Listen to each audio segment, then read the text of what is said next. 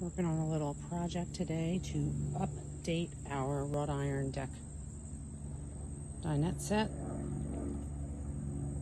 I've got some wire brushes, sandpaper, and some Rust-Oleum spray paint to spruce these up.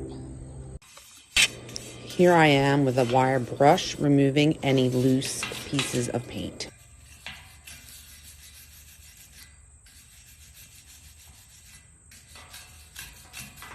Here's the table of the dinette.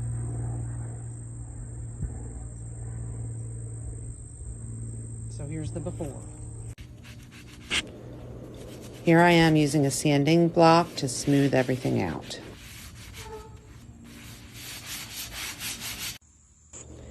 After sanding, I just used an old rag to remove the dust. Here's the paint we're using. Another spray painting tip, if you have any drips, I just kept an old cloth nearby and wiped the drip and then did another thin coat over top, and it worked great. And here it is done.